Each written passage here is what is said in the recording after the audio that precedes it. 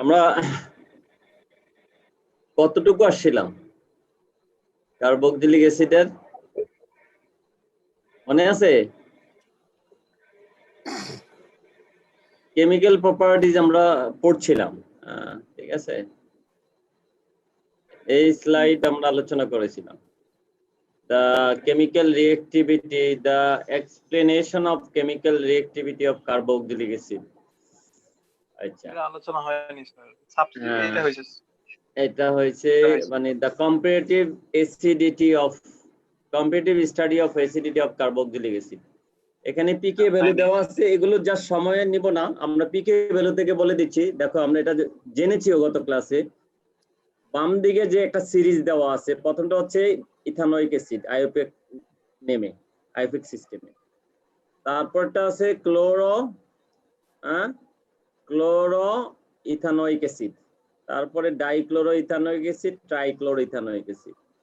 Acidity ক্রমান্বয়ে বেড়ে গেছে, এটা আমরা দেখেছি, কিন্তু আমাদের আগের স্লাইডেও এটা দেখেছি আমরা। এই যে এখানে দেখেছি, দেখো, তাই না? জি স্যার।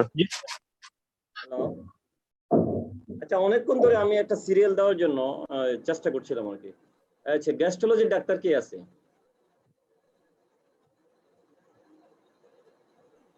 আজকে কেউই নাই? আগামীকাল কাকে পাবো?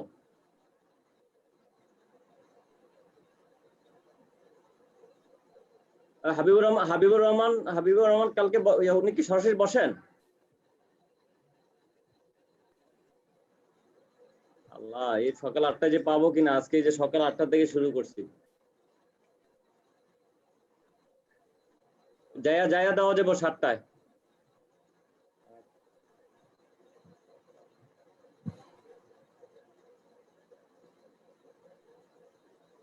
তাহলে এটা মনে রাখা কিন্তু সহজ, একে মুখস্থ করা দরকার নাই।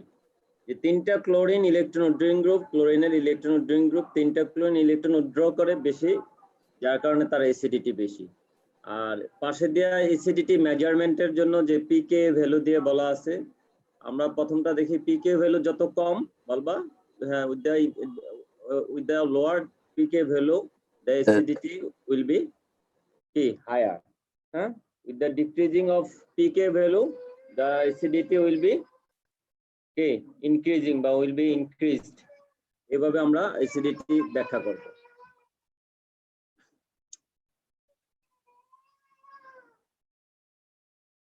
আচ্ছা, তাহলে বাইরে দেওয়া আছে ইলেকট্রন উইথড্রয়িং গ্রুপ দিয়ে, এই কথাগুলো আমরা কিন্তু বলে ফেলেছি, আমরা জাস্ট রিভাইজ করছি আর কি, একটু রিকল করছি।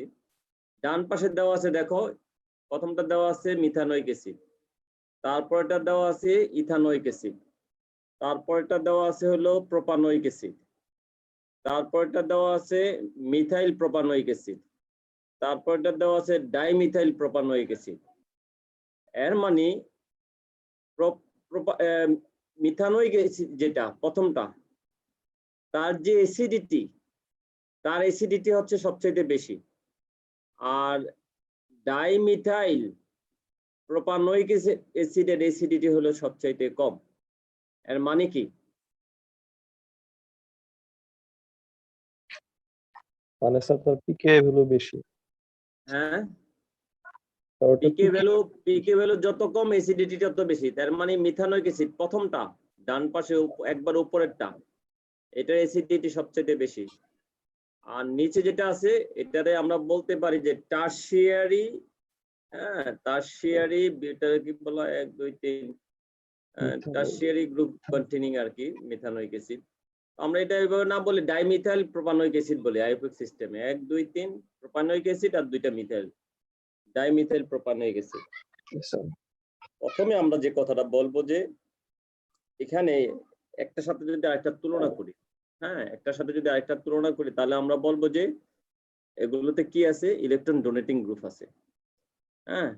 যদি আমি এই ইথানোয়িক অ্যাসিড, এই যে 4.75, এর সাথে যদি আমি লাস্টেরটা তুলনা করি, অথবা এটার সাথে যদি আমি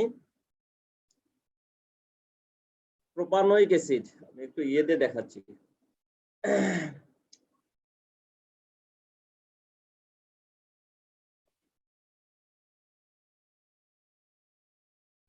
বুঝলে আমাকে একটু ক্লিয়ার হইলে আমাকে একটু জানিও, তাহলে আমি আমার আর বেশি সময় কি বলে এগুলো আমরা আমরা গত ক্লাসে আলোচনা করেছি।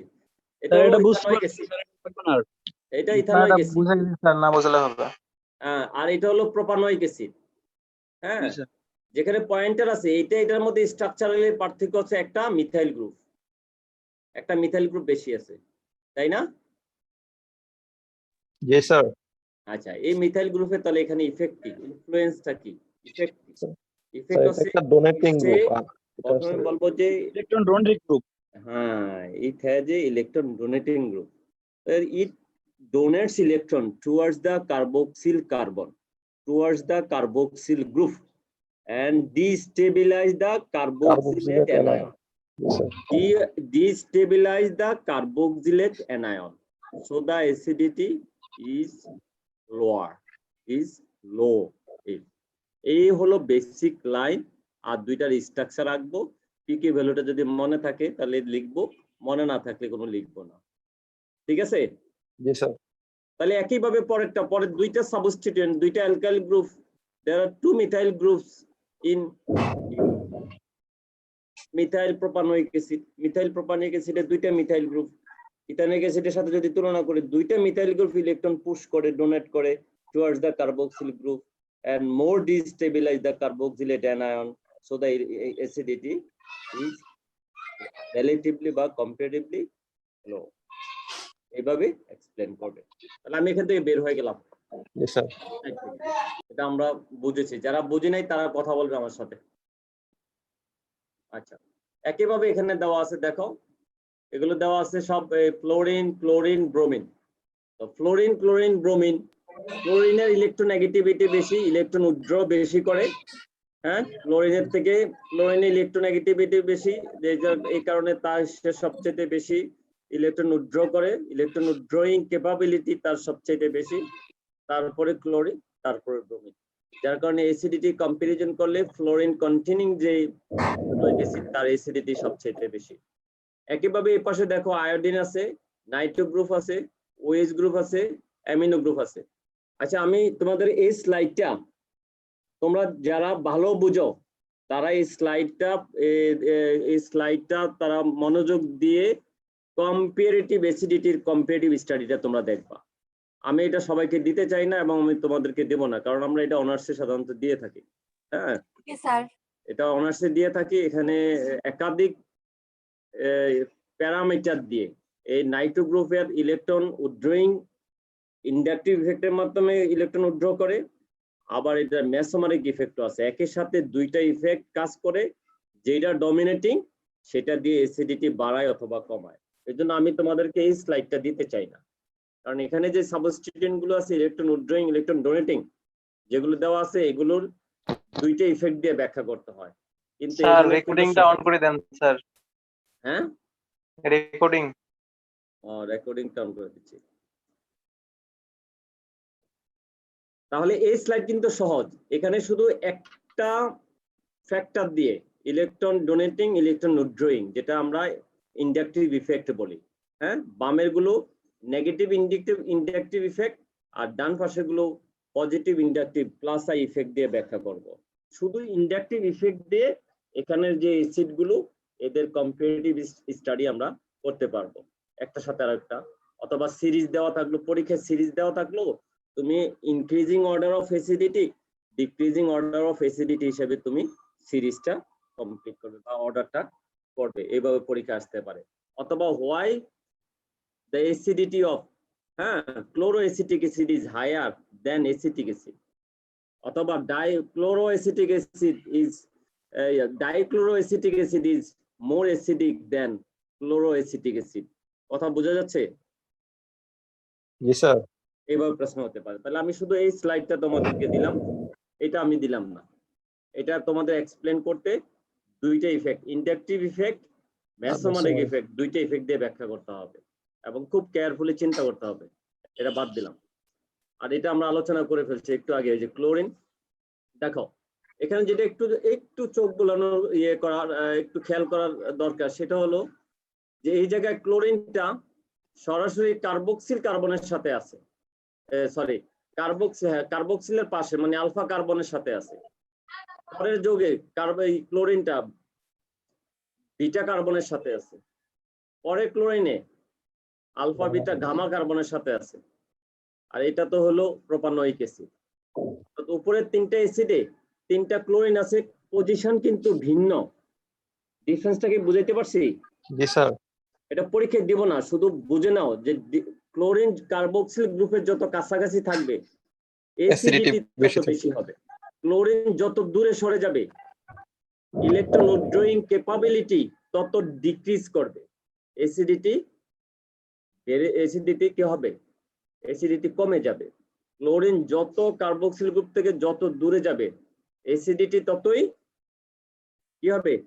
কমে যাবে। তাহলে অ্যাসিডিটি বেড়ে যায় যদি electron withdrawing group near to the carboxyl group, যত কার্বক্সিল গ্রুপের কাছে থাকবে অ্যাসিডিটি তত বেশি হবে। এটা পরীক্ষা আসবে না, কিন্তু আমরা জাস্ট এই জিনিসটা জানলে আমাদের জন্য অনেক এক্সপ্লেনেশন অ্যাসিডিটির ব্যাখ্যা আমরা সহজে দিতে পারবো।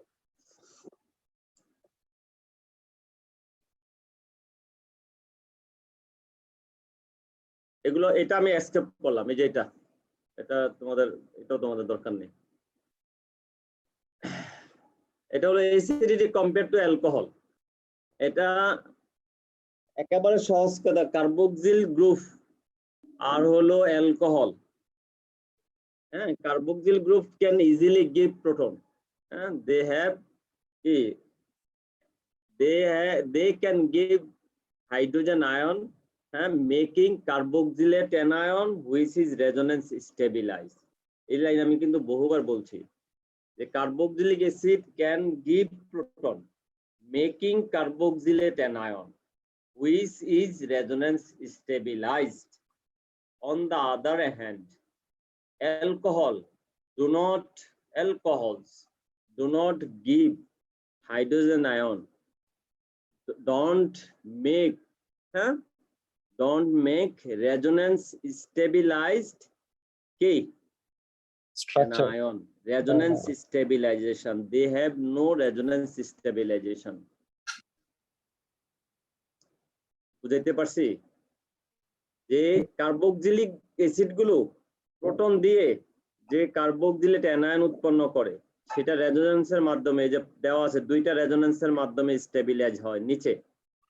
আর অ্যালকোহল গুলো হাইড্রোজেন দিতেই পারে না, তারপরে ধরে নেই দিচ্ছে, দিয়ে একটা অ্যালকো অক্সাইড আয়ন হচ্ছে। এই অ্যালকো অক্সাইড আয়নের কোনো রেজোনেন্স নাই, আছে কি? না স্যার। এটা কি রেজোনেন্স? এই যে দেখো, এই যে স্ট্রাকচারটা, এখানে কি কোনো রেজোনেন্স? একটাই তো স্ট্রাকচার। এখানে কি দুইটা স্ট্রাকচার দেখানো হয়েছে? না স্যার। আর এখানে কয়টা দেখানো আছে? দুইটা। হ্যাঁ স্যার, দুইটা দেখাইছি এখানে। দুইটা দেখানো আছে। তাইলে সোজা কথা আমরা বলবো যে কার্বক্সিলিক অ্যাসিড গুলো প্রোটন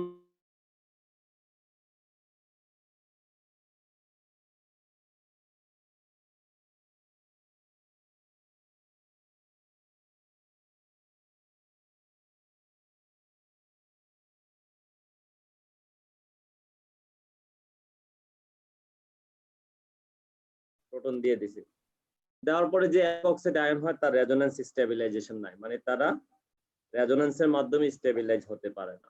এটা পরীক্ষা আসতে পারে। Why compare the acidity of alcohol and carboxylic acid? এটা লিখতে হবে। এটা লাইন কিন্তু দুইটা, আর স্ট্রাকচার দিতে হবে। জাস্ট স্ট্রাকচার দিয়ে একটা লাইন বা দুইটা লাইন লিখবে। জি স্যার।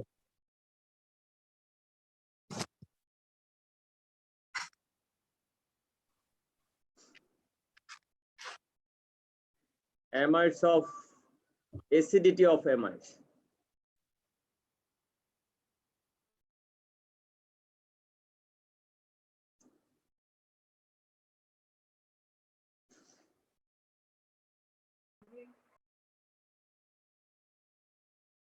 আচ্ছা, অ্যামাইড গুলো হলো, এটা পরীক্ষা আসবে না, আমরা একটু মনে রাখার চেষ্টা করি। অ্যামাইড গুলো হচ্ছে very very weaker acid than carboxylic acid, মানে they are comparable in acidity to alcohols, অর্থাৎ এদের অ্যাসিডিটি অ্যালকোহলের কাছাকাছি। Their acidity near to alcohols, বা এটাকে বলা হয় comparable. Amides are comparable in acidity to alcohols, অর্থাৎ এর অ্যাসিডিটি অ্যালকোহলের সাথে তুলনীয়। অর্থাৎ অ্যালকোহলের কোনো তো অ্যাসিডিটি নাই, তাই না? Yes, sir. এর মানে অ্যামাইডেরও তেমন অ্যাসিডিটি নাই। হ্যাঁ, তাহলে they are very very weak acid, or they are amides are comparable in acidity, or their acidity is comparable to Alcohol. the acidity of amide. এইভাবে সেন্টেন্সটা লিখতে পারি, is comparable to alcohol। শুধু এই লাইনটা লিখব।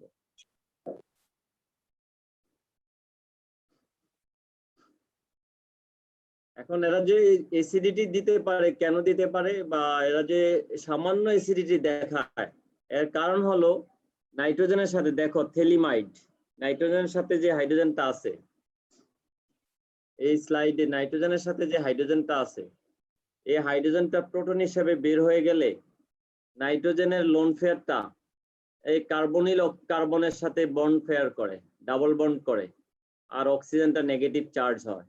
এই দুইটা স্ট্রাকচার রেজোনেন্স স্ট্রাকচার হতে পারে, যার কারণে এই অ্যামাইডটি, থেলিমাইডটি, সব অ্যামাইড না, not all amides can give such type of resonance stabilized anion। আমার সেন্টেন্সটা বুঝে গেছে? Not all amides have some acidity বা a little acidity, not all amides, but some of amides have a little acidity, some of amides can show acidity। সেন্টেন্সটা কি মনে থাকবে? Yes, sir. জি sir. আচ্ছা, সব অ্যামাইড যেমন এসিটামাইড, বেনজামাইড, নরমাল যে amide গুলো, এদের অ্যাসিডিটি কম্পারেবল টু অ্যালকোহলস নাই অ্যালকোহলের মতো। কিন্তু কিছু amide, some of amides like phthalimide, sulphonamide, এই যে এখানে আছে সালফোনামাইড, এটা ভালো করে দেখছো? এই যে নাইট্রোজেনের সাথে হাইড্রোজেনটা প্রোটন হিসেবে চলে গেলে এরকম প্রথমে এই অ্যানায়নটি হয়, যেটা রেজোনেন্স স্টেবিলাইজ হয়, রেজোনেন্স করতে পারে বলে এটার অ্যাসিডিটি কিছু আছে, অর্থাৎ এটা হাইড্রোজেনটা প্রোটন হিসেবে ছেড়ে দেয়, যেহেতু রেজোনেন্স হইতে পারে। আচ্ছা, আগের চিত্রতে এখানে দেখো, এই যে সালফোনামাইড, সালফারের সাথে দুইটা অক্সিজেন আছে, তারপরে NH2 আছে।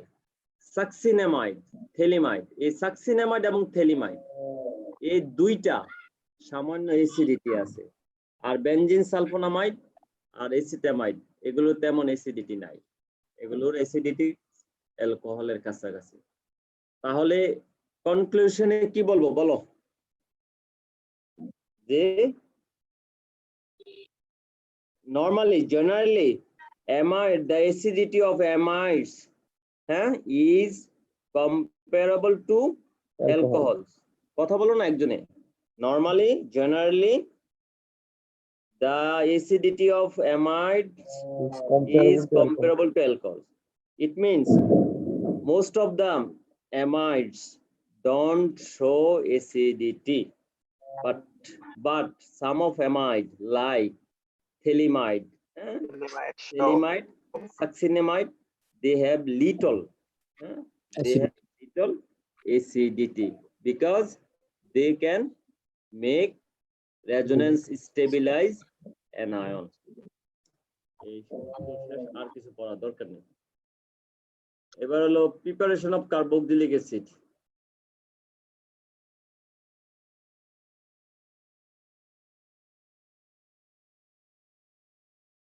আচ্ছা, এখানে যে তিনটা স্লাইড আছে,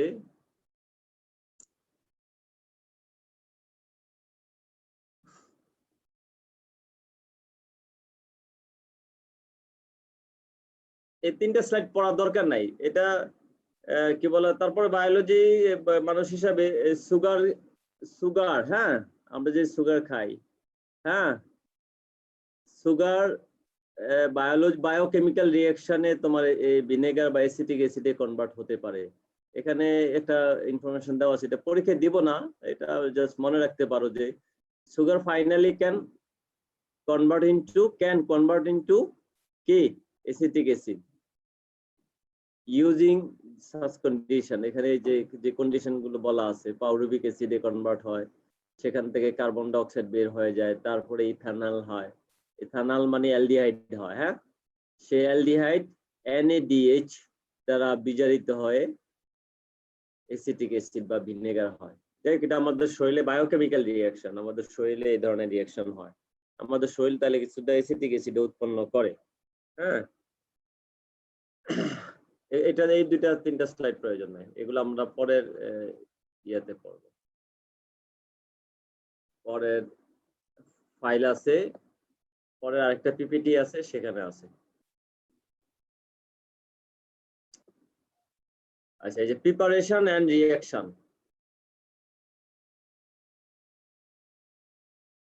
হ্যাঁ, এই যে প্রিপারেশন এখান থেকে আগামী ক্লাসে শুরু হবে, যেহেতু আজকে আলেমা আছো, আজকে আলেমা বলতেছে যে উপস্থিতি নাকি কারো আরেকটু পড়াবো?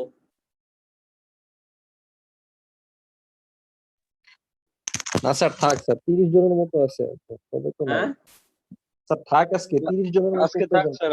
আর পিপিটি চেঞ্জ হয়ে গেছে, আমাদের ওই পিপিটি শেষ, ওই লাস্টের তিনটা স্লাইড, পিপিটিটা পাঠালে নাসিরের লাস্টের তিনটা স্লাইড ডিলিট করে দিলে চলবে, শুধু এই স্লাইডটা রাখলে হবে, যে স্লাইডটা এখন দেখা যাচ্ছে। যাই হোক, তাহলে আগামী ক্লাসে প্রিপারেশন এন্ড রিঅ্যাকশন, আমাদের যে পিপিটিটা ফরকার বকজিলিক অ্যাসিড, এটা আমরা দেখব, এবং আমরা স্পেসিফিক্যালি কিছু প্রিপারেশন শিখবো, সবগুলো আমাদের অনেকগুলো শেখাও হয়ে গেছে বিভিন্ন বিভিন্ন চ্যাপ্টারে, রিঅ্যাকশন শিখবো, অনেক রিঅ্যাকশনও আমাদের শেখা হয়ে গেছে, বেশি সময় লাগবে না, আমরা একটা বা দুইটা ক্লাস এটা শেষ করে ফেলবো। ঠিক আছে, আজকে এতটুকুই না? জি স্যার। ওকে।